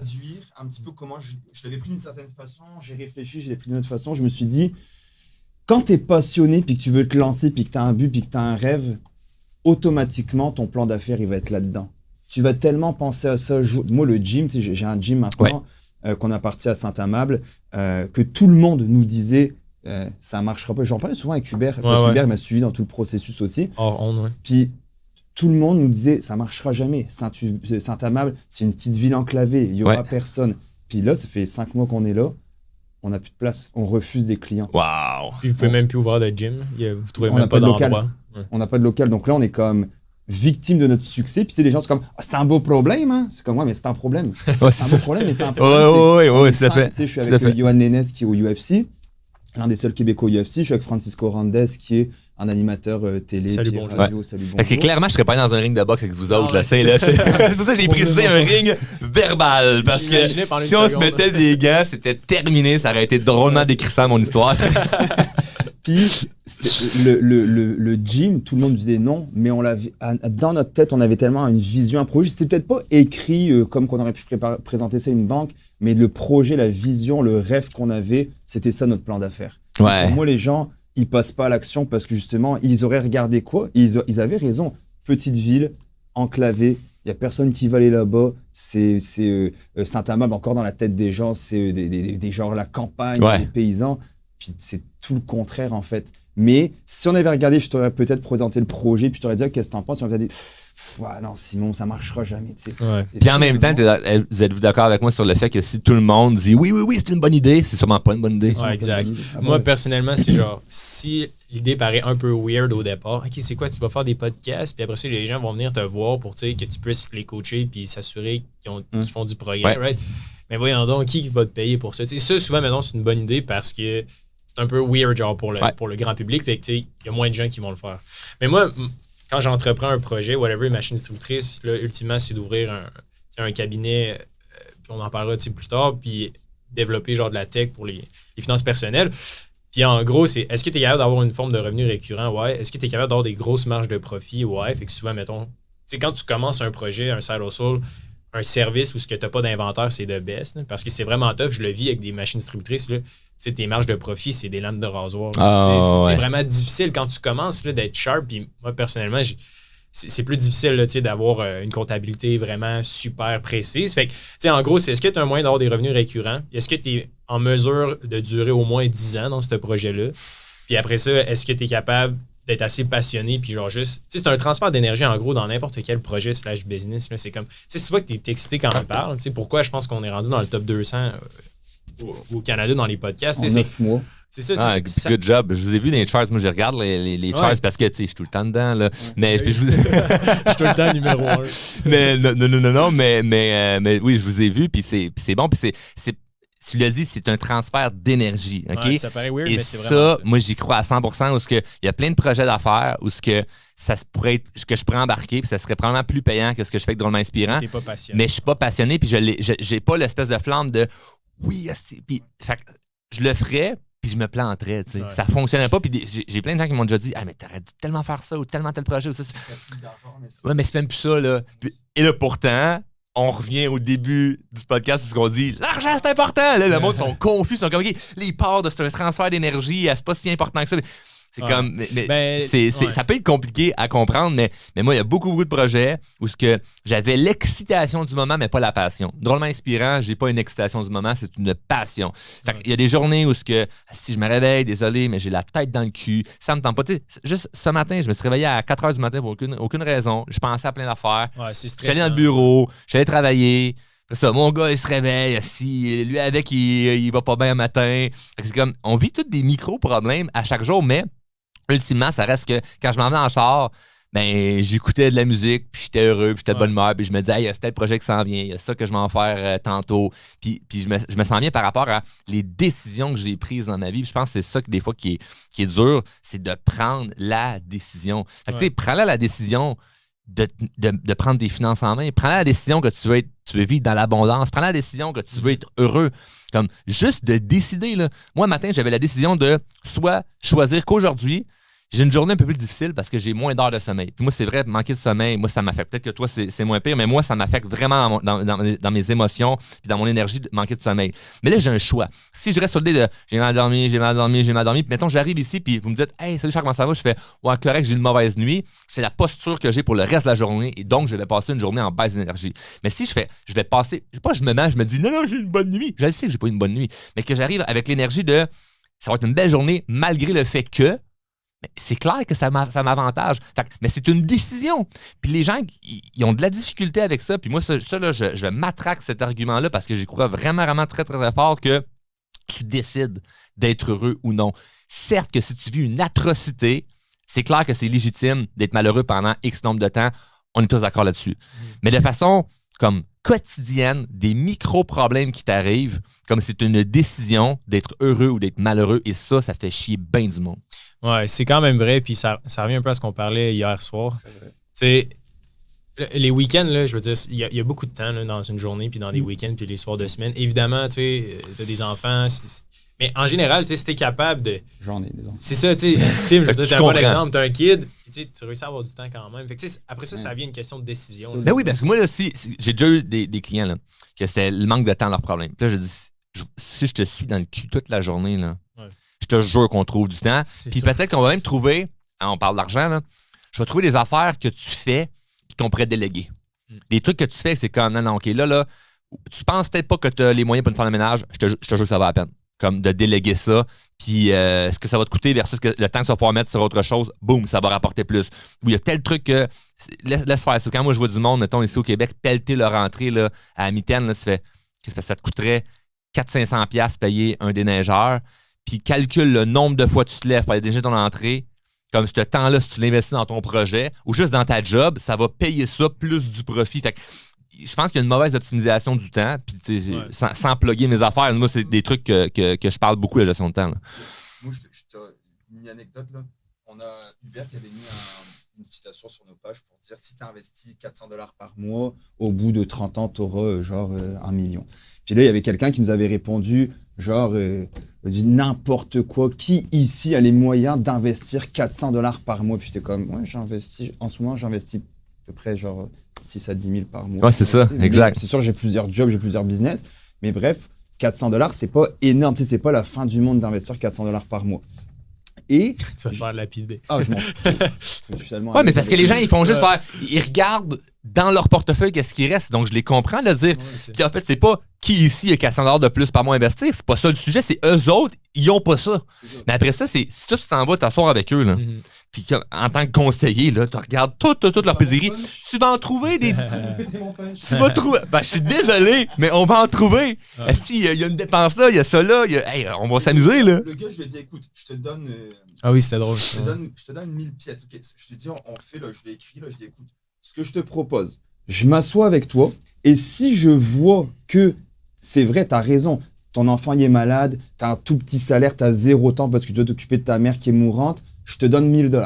Moi, je te Ouais. donne $1 000. Ça, c'était par rapport à un gars qui avait mis un commentaire haineux genre sur cette publication. Il Ouais. était comme, ah, c'est impossible. Puis il est allé y écrire, il dit, écoute, je vais te C'est donner ça. 1000 piastres. Je te donne 1000 Wow. pièces. Si on s'assoit ensemble, que je regarde tes finances, puis on signe un deal dans le fond, de non-divulgation, tu sais, Ouais. vraiment quelque chose qu'on n'en parle pas, là, on s'assoit ensemble. Puis si je vois, j'analyse ton budget, j'analyse tes finances, puis je dis, t'as raison, il s'appelle, je me souviens plus comment il s'appelle, Thierry, t'as raison Thierry, t'es pas capable, v'là 1000 pièces, puis je te paye ma formation.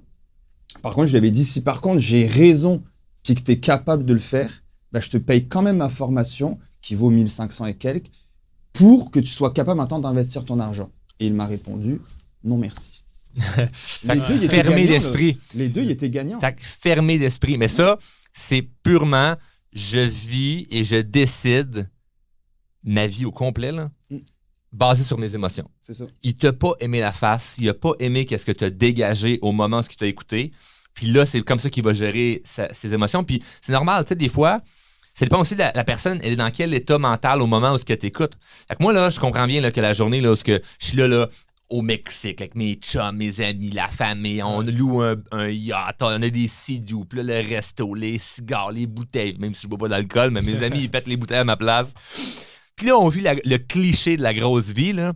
Si toi, t'es chez vous, là, dans ton 2,5 qui pue, si le ménage n'est pas fait parce que tu te laisses traîner, puis t'es fatigué parce que tu t'es torché à la face la veille pour oublier tes problèmes, puis tu vois ça, stick les yeux encore avec des crottes dans les yeux là, le matin, là, puis tu vois ça, c'est vraiment chiant. Mais faut pas t'oublier que j'ai peut-être été à la place où ce que t'es. Puis c'est juste une décision de tantôt, comme je disais, tu décides d'être heureux ou d'être malheureux, puis tu prends des décisions différentes, puis le cumul de ça va probablement t'amener ailleurs. Donc, c'est normal à ce moment-là, la personne soit fermée, mais c'est triste que la personne soit fermée à ce moment-là, puis elle se dise non, je refuse de vouloir aller plus loin parce que crime, il était gagnant dans les deux cas. Donc, solidement. On pose toujours les mêmes questions à nos invités. Je sais pas si, Ouais, vas-y. Ben, il y en a une en particulier, j'ai le doc devant moi. J'aurais aimé quel était ton meilleur coup, puis quel était ton pire coup. Ouais. Et après, si je te donne 100 000, bah, c'est Hubert qui va te les donner, c'est pas moi. Mais commençons ton pire coup, puis ton meilleur coup en termes d'investissement / Business. Ouais. mon meilleur coup, c'est définitivement Drôlement Inspirant. Là. C'est ce que je fais avec Drôlement Inspirant. Ça a été le meilleur coup. Mais j'ai pas sais, je fais d'autres investissements, mais il n'y a rien que je trouve aussi wow que Ouais. ça présentement. Le pire coup, my God. La pire décision que tu as prise, décision financière, décision de business. Hey, voulez-vous qu'on fasse bien des vues avec ça? La pire décision que j'ai prise, rester trop longtemps à l'école. Non, non. Là, c'est comme clic, clic, clic, clic, clic, le monde va nous détester. Non, non, c'est pas vrai. Mais le pire coup, je me souviens d'un moment où j'avais comme 5 000 dans mon compte en banque. Puis je faisais du marketing des réseaux à ce moment-là. Puis des marketing des réseaux. Puis tu sais, je défends beaucoup cette industrie-là, mais il y a des trucs que je défends pas. C'est quoi, marketing des réseaux? C'est genre une agence Non, le marketing non? relationnel. OK. Les compagnies comme Herbalife ou Beachbody ou bref. Fait que, exact. Fait que bref, je suis dans une compagnie de marketing réseau et il y avait quelqu'un qui m'avait dit bon, faut aller à telle convention aux États-Unis, que ça coûte très cher. Puis là, parce que là-bas, ils vont te motiver. Puis quand tu revenais de là, ben là, tu vas avoir du succès. Et là, moi, j'ai 18 ans, je suis naïf, je fais confiance à la personne parce que c'est un adulte. Et il me dit, mais là, c'est pas juste ça, faut t'amener toute ton équipe avec toi. Puis j'avais comme 10 personnes que je pouvais comme amener avec moi, Ouais. mais les autres, ils n'avaient pas d'argent. Fait que lui, il m'avait convaincu, l'enfoiré, de payer pour eux. Fait que j'avais augmenté mes cartes de crédit. Oh non. Puis là, je fais la finance pour leur voyage. Puis eux, ben, ils allaient tellement faire d'argent en revenant parce qu'ils allaient être motivés qu'ils allaient me rembourser. C'est logique. Fait que j'ai fait ça, mais juste avant de partir. Une semaine avant de partir, j'ai dit, je vais essayer de faire un coup d'argent ici au Québec pour que quand je vais là-bas, c'est pas sur ma carte de crédit, c'est payé d'avance. Fait que là, j'ai trouvé quelqu'un, genre sur l'EPAC. J'avais acheté ma combien de machines sur l'EPAC aussi. Puis j'étais tout le temps sur l'EPAC à checker des opportunités. Puis j'ai jamais trouvé d'opportunité payante là-dessus. J'ai tout le temps perdu de l'argent. Mais là, je vois quelqu'un qui vend toutes sortes d'affaires de la Chine. Puis là, je m'en vais le rencontrer, il vend des cossins. Là. Puis là, ouais. Et là, il y avait des Alcotest jetables. Fait que là, j'en achète pour genre 5 000 $. J'avais des boîtes d'Alcotest. Puis moi, je m'étais dit. Une semaine avant de partir. Ouais, une semaine avant de partir. Fait que là, j'ai 0 dans mon compte en banque. Je donne ça cash. Wow. On signe rien. Puis là, il part mon argent, je pars avec les Alcotest. Puis je dis, OK, je vais vendre ça en porte-à-porte. Fait que je pars avec un de mes chums. Quand il y a une porte, ça répond pas. Plein milieu de semaine, tu sais. Quand l'autre porte, ça répond pas. Troisième porte, En campagne. c'est mon chum qui vient me voir. Il dit, ah, le gars, il m'a demandé, t'es où mon permis de porte-à-porte? Je fais le permis. Okay, je fais 2-3 téléphones. Quelqu'un dans mes contacts qui me dit, mais non, faut que tu aies une licence pour faire du porte-à-porte. Si t'as pas de licence, tu peux avoir des amendes très, très, très salées. Fait que là, je suis d'accord. Puis là, j'ai le stress de faut que je m'en aille aux États-Unis puis tout ça. Fait que j'ai réussi à recontacter le gars. Puis qui m'a Remboursé. il m'a remboursé, mais il m'a pas tout ordonné. Ouais. Il s'est gardé de l'argent en me disant on se rappelle, puis tatata. Puis finalement, il m'a jamais rappelé. J'étais allé aux États-Unis. Et ce week-end-là, ce qui est fucked up, puis l'histoire, je l'ai assez digéré, fait que je le dirai pas avec tant d'émotion, mais quand même, c'est quand même quelque chose de touchant. C'était la fin de semaine des funérailles de mon grand-père, d'un de mes grands-pères. Puis je suis pas allé aux funérailles de mon grand-père parce que l'enfoiré qui voulait que j'amène tout le monde là-bas puis tout ça, m'avait convaincu que j'étais mieux d'aller là-bas. Puis tu sais, le monde dirait, mais moi, jamais je manquerais les funérailles de mes grands-parents ou mes parents pour faire ça, mais c'est facile, tu sais, de se faire manipuler dans la vie. Puis moi, à ce moment-là, j'ai compris qu'il fallait que je comprenne la manipulation. C'était important de comprendre la manipulation, pas pour manipuler les autres, mais pour toi éviter de te faire manipuler. Ouais. Fait que j'ai perdu comme, pour vrai, des milliers de dollars à aller là, plus j'ai pas pu assister aux funérailles de mon grand-père. Fait que c'est fou, là. C'est crazy. Mais aujourd'hui, après avoir digéré tout ça, la personne qui m'a mal influencé, je l'ai pardonné. Ouais. Parce qu'au final, je me suis rendu compte que cette personne est très, très, très malheureuse dans sa vie. Puis c'était pas pour mon mal ce qu'elle voulait faire, c'était pour son bien à elle, mais finalement qui me nuit à ce moment-là.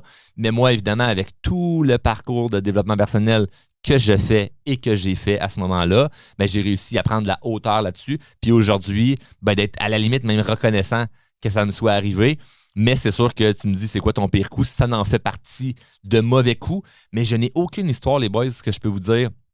Hey, ça, c'est un mauvais coup et c'est une finalité. Il n'y a rien de bon qui s'est passé. Non, ça a toujours été des trucs que j'ai réussi à flipper à mon avantage ou 5 ans après, je fais juste réaliser que je ne serais pas la personne que je suis si ce n'était pas arrivé. Fait que j'ai rien que je peux dire comme hey, ça, c'était un mauvais coup et c'était vraiment là, catastrophique et c'est resté comme ça. C'est toujours au final une gratitude que tu dis, belle prise de conscience parce que s'il ne m'avait pas manipulé à ce moment-là, là, peut-être qu'en ce moment, aujourd'hui, je penserais encore que les gens plus vieux que moi ont raison. J'ai compris que, hey, pas parce que lui, il a 20 ans de plus que moi qu'il a raison. Ça peut vraiment être quelqu'un qui m'induit en erreur. J'ai compris que c'était important de comprendre la manipulation. Hey, juste aujourd'hui, là, tu disais tantôt, des gens qui influencent sur l'argent, mais qui n'ont pas de connaissances là-dedans. C'est parce qu'ils réussissent à manipuler quelqu'un. Mais manipuler, là, tu peux manipuler de façon positive et bienveillante et de façon négative. Fait que, ça serait peut-être important de comprendre des concepts de manipulation. Dans mon groupe Facebook, là, L'aide drôlement inspiré, là, c'est un groupe de croissance personnelle. J'ai donné un paquet de guides et d'astuces gratuitement sur la manipulation parce que hey, c'est important.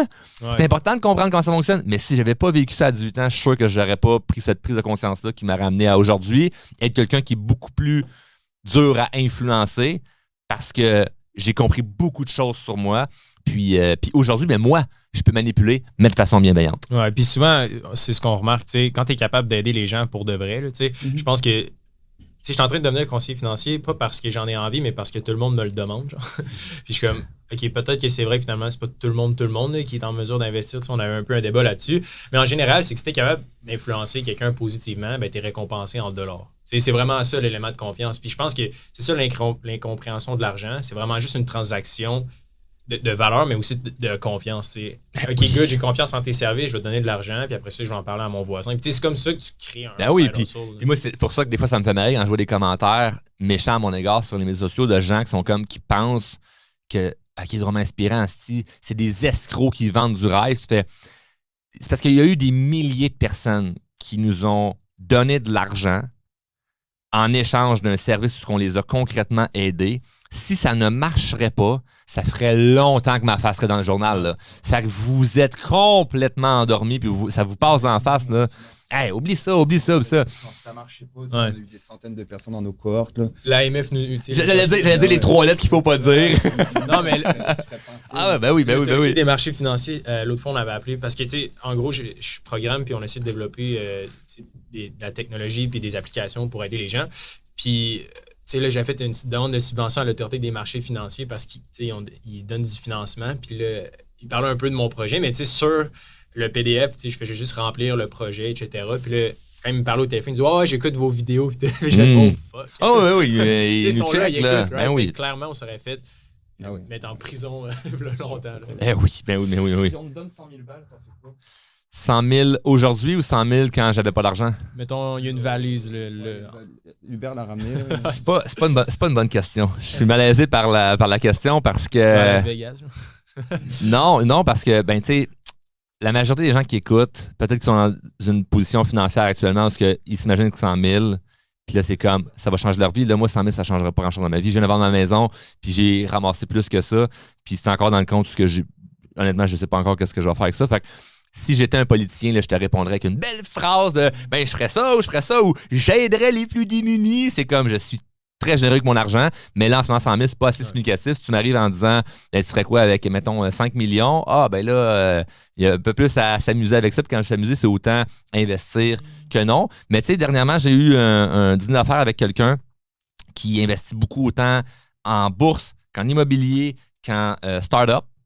Puis là, on discutait parce que moi, j'ai investi quand même beaucoup en immobilier. Ben, beaucoup. Par rapport à des montants d'argent qui étaient significatifs pour moi actuellement. J'ai investi des bons montants en immobilier. Mais là, en ce moment, les marchés changent et tout ça. Fait que je me renseigne. Fait que je voudrais pas dire qu'est-ce que je ferais puis influencer quelqu'un qui ne sait pas vers quoi se diriger en ce moment là-dessus. Fait que c'est une drôle de question parce que 100 000, c'est ça. C'est crissement honte de dire si c'est des petites pinottes, j'ai pas besoin de ça. Je le prends, mais qu'est-ce que je fais avec? Ça dépend tellement du timing en ce moment en tant que société, en tant qu'inflation. Tu sais, présentement, je lis beaucoup puis je m'instruis sur qu'est-ce qui s'en vient au niveau économique pour juste au moins prendre un peu de l'avance parce que je trouve que souvent, on est en arrière de la vague plutôt qu'en avant. Ouais. Puis là, ben, j'essaye d'être plus en avant de la vague. C'est pas facile, mais je réussis je réussis bien. Hein. On aura un peu la même chose. Peut-être je le mettrai sur ma maison. Ouais, moi, c'est ça. Je suis toujours un peu déchiré. Je me dis, tu sais, réinvestir dans la business ou, mettons, me payer. Moi, en ce moment, c'est ça mon struggle. C'est toujours, est-ce que je me paye ou je fais juste réinvestir pour avoir... Ah, mais ça, regarde, ça, je peux embarquer là-dessus. Ça, je peux jumper à pieds joints là-dedans. Réinvestir ou te gâter. Moi, je trouve qu'il y a un mix des deux qui est le fun. Quand tu fais le switch mental ou quand tu te gâtes, c'est un investissement à toi puis tu es sincèrement heureux, je te jure que l'argent rentre encore plus. Moi, le char, la maison, le bateau, ça me propulsait encore plus à faire de l'argent parce que je suis rentré dans cette spirale d'abondance-là, où ce que OK, c'est possible, puis là, c'est des sommes significatives. Puis là, quand ça ne vient plus te mettre inconfortable parce que tu as une confiance inébranlable qu'il y a tout le temps de l'argent qui va rentrer, pas que tu prends ça pour acquis, mais tu es convaincu au fond de toi que peu importe ce qui va arriver, tu vas faire de l'argent.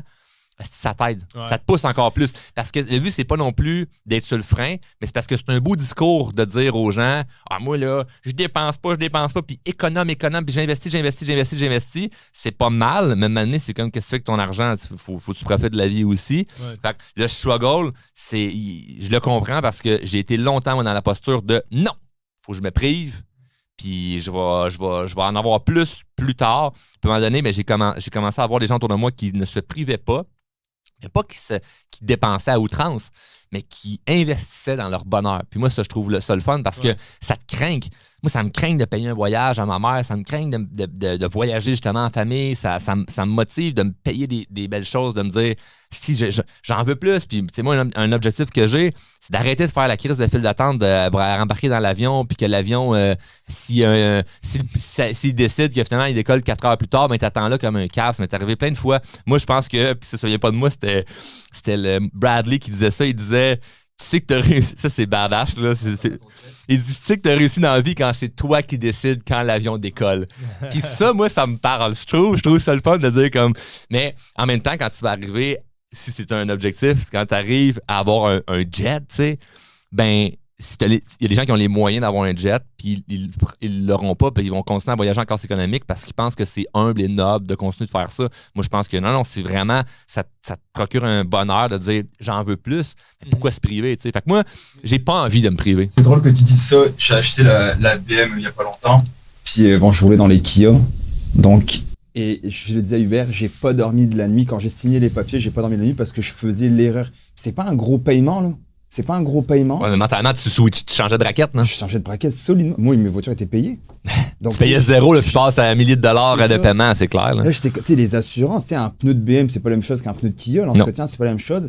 Puis j'ai été ultra stressé, vraiment stressé, où je me suis dit, je fais une erreur, faut que j'appelle pour dire, je la prendrai pas. Vraiment, là, je capotais. Ouais, t'es pas habitué. Ouais. J'étais pas habitué. Puis finalement, d'avoir fait ça, on dirait que ça m'a emmené de dire c'est correct. Puis finalement, maintenant, ça passe, je m'en rends même plus compte. Ben, c'est et ça. à cause de ça, puis c'est mon mentor qui m'avait dit ça, d'ailleurs, on en reparlera. Un gars que je pourrais te présenter, c'est un fan de voitures. Il y a tout eu. Là. Il y a eu la première Audi S8 au Canada, vrai. Wow. Puis lui, il me prêtait ses chars, donc c'est lui qui m'a donné la passion des autos. Puis je suis allé manger avec lui en décembre dernier, puis il m'a dit Simon, l'argent que tu fais présentement, il me connaît depuis que je suis gamin. Là. C'était mon premier patron. Il m'a dit Simon, l'argent que tu fais présentement, faut que tu le dépenses, là. Arrête de faire ton Picsou, là. Arrête de faire l'avare, de le garder. Il dit à un moment donné, il faut que tu te fasses plaisir.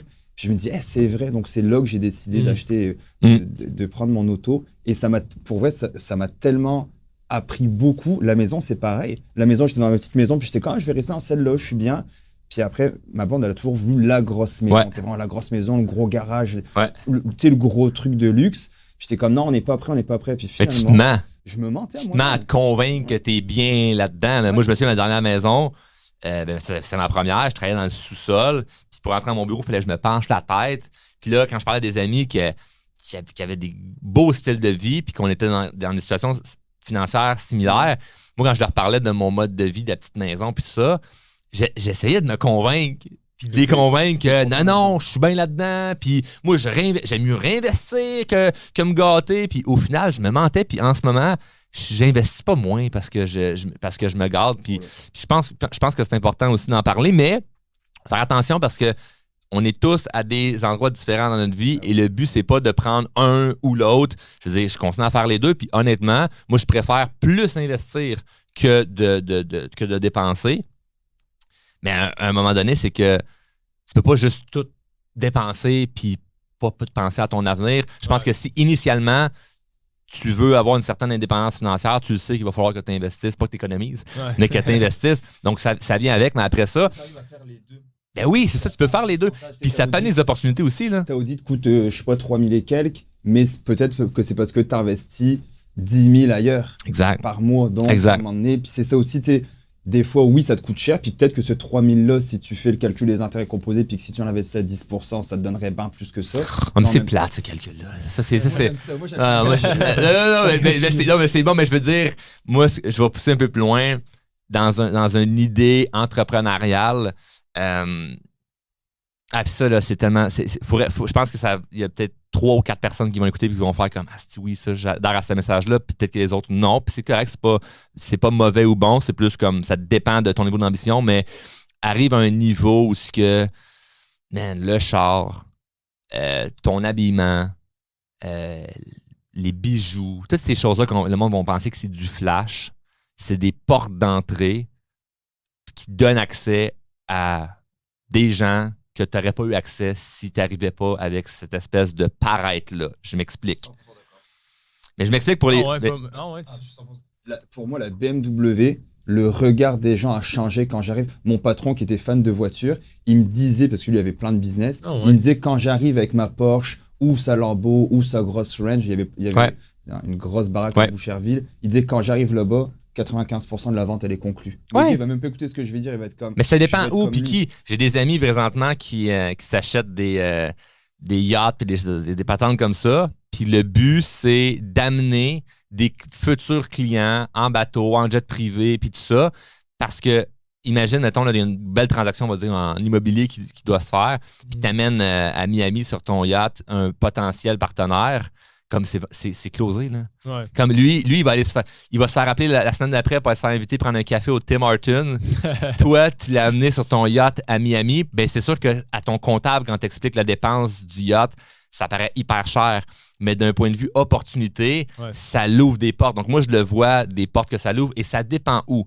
C'est sûr, à l'inverse, j'ai connu aussi des gens qui disaient, ben moi, j'ai une shop au Québec, puis quand je vais à la shop, j'arrive avec une vieille Camry, parce que si j'arrive avec ma Porsche, les employés vont tous vouloir plus des augmentations, puis tout ça, puis ils vont se dire que ben, c'est grâce à moi qu'ils se payent ça. Mais par contre, en Floride, ben, il va y avoir une Rolls-Royce, puis la grosse baraque, puis tout ça. Fait que ça dépend avec qui, ça dépend où. Il y a des moments où c'est peut-être mieux de moins flasher, on va dire comme ça, puis il y a des moments où ça peut être bon, puis que ça va t'aider à avoir des opportunités comme...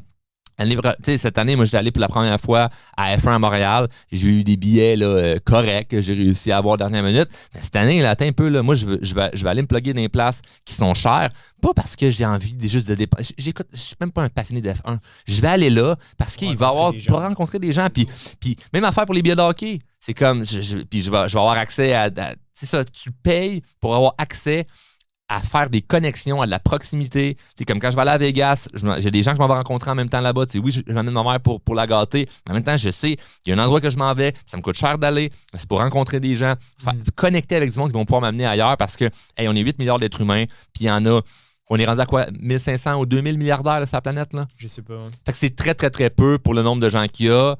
Qu'on aime ou qu'on n'aime pas, moi, ce que je me dis, c'est qu'il y a moins de gens qui réussissent. Donc, il faut que je les rencontre. Ils sont où? Ben, ils sont à des endroits où moi, mon environnement n'est pas là présentement. Puis, il faut que je trouve une porte d'entrée. Puis moi, je me souviens d'une conférence que j'ai donnée pour un entrepreneur qui m'avait dit, le dernier conférencier qu'on a eu, là, bah, il était bon, mais dis-moi, je n'ai pas écouté la conférence. Je dis pourquoi? Puis regardez bien ça, comment ça peut choquer ce que je vais dire. Là. Il dit, ben, il est arrivé, c'est qu'il y a une vieille Corolla. Calice. Tu vas venir me motiver comment, toi, là? Ouais. Comment tu vas motiver mon monde quand tu arrives avec un vieux char? Mais peut-être que ce gars-là, oui, il roule avec une Corolla. Puis que finalement, il y a des millions là, cachés à banque ou en immobilier. Mais ça change de quoi le paraître? Les gens sont là. L'habit fait pas le moine. Tu reconnais comment le moine? Ouais. Comment tu reconnais le moine? Mais je suis d'accord. Puis tu sais, en même temps, je trouve ça un peu triste parce que tu sais, je le vis aussi. Puis je trouve. Mais c'est drôle parce que j'étais allé sur un plateau de tournage récemment. J'étais avec un courtier hypothécaire. Puis on parlait de finances d'investissement. Tu sais, le gars, il est super gentil, là, c'est mon ami. Mais il arrive avec une Audi R8, genre un char de location plaqué F. Il travaille pour l'entreprise de son père. Il a un gros complet. Mais je suis là avec mon char plus que normal, avec mon petit polo, genre de programmeur, genre. C'est super laid, genre. Ouais. J'arrive sur le plateau, bien normal. Tout le monde sont habillés, genre en costard, cravate. Puis là, tu voyais que tous les caméramans, il y avait vraiment plus d'attention sur lui, puis ils posaient des questions. Ouais. Tu sais, la réalité, c'est il y a tellement, tu sais, il savait jamais, ben pas jamais, mais il y avait de la difficulté à répondre aux questions. Puis tu sais, j'étais comme, aïe, tu sais, je maîtrise 3 fois plus mon sujet. Mais tu sais, la valeur qu'il donne à cette personne-là versus. Mais c'est triste, même, comme tu as dit. Triste, mais je suis d'accord avec toi. Mais moi, je pense qu'il y a des affaires qu'on peut aller se battre. Ouais. Il y a des affaires qu'il faut peut-être Sacrifier, pas sacrifier, mais se modeler à ça. J'ai un exemple. on parle d'argent, c'est un sujet tabou au Québec. Moi, une de mes motivations, c'est de rendre ça de moins en moins tabou, puis d'amener les gens à être motivés à réussir, à avoir de l'abondance dans leur vie, comme je disais tantôt, que ce soit plein d'affaires, dont l'argent. Fait que je pourrais dire, hey, pourquoi je m'embarque là-dedans, on va parler d'argent? Je vais parler de confiance en soi, puis de communication, puis de mes affaires en développement personnel, puis laisse faire l'argent, puis tu vas moins choquer le monde. Non, ça, je vais me battre contre ça. Par contre, je le sais qu'il y a certaines opportunités que je ne réussirais pas à avoir si je n'arrive pas à vite connecter avec les gens. Tu sais, il y a des endroits que je vais aller, puis juste parce que tu serres la main de la personne, puis là, tu vois la montre de l'autre, il regarde ta montre à toi, puis il fait comme. Ça part une discussion. Ouais. Ça part une discussion de ah oui, tu l'as acheté où, puis de qui, puis comment ça, puis hey, t'as-tu réussi à avoir ça? Hey, t'as-tu l'autre qui est sorti? Hey, ça vaut tant d'argent. Ça l'ouvre une discussion où que, ben, la personne se souvient de toi, tu sais. Fait que c'est des nouvelles cartes d'affaires. Il y a vraiment. Je me fais inviter dans un tournoi de golf. Comme j'arrive avec le beau char, le monde te regarde, serre la main aux gens, tu vois que les gens sont plus intéressés à te parler plus longtemps.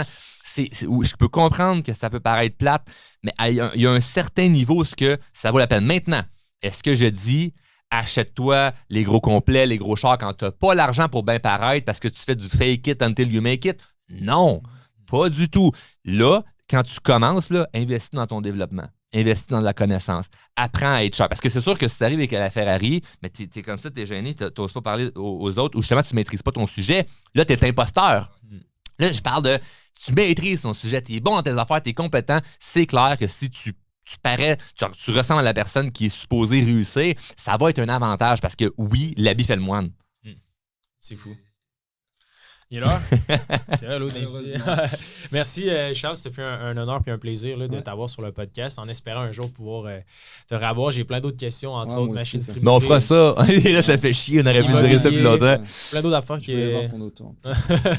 Mais si jamais on va laisser les... Je pense qu'on va laisser les gens vous écrire pour savoir si on aimait ça puis il y aurait le goût de revoir du drôlement inspirant. Tu mettras un sondage, puis si vraiment on voit que les gens aiment ça, bon, on le fera parce que sinon, c'est pas juste pour que vous autres, vous kiffez ça, mais c'est aussi pour que les auditeurs aiment ça. Donc, Absolument. Fait que merci tout le monde. On se dit à la semaine prochaine. Si vous avez des questions sur liberté45.com, en bas à droite, il y a un chat. N'hésitez pas. S'ils veulent te rejoindre. drôlement inspirant, n'importe où, sur Google, YouTube, Facebook, Instagram, TikTok.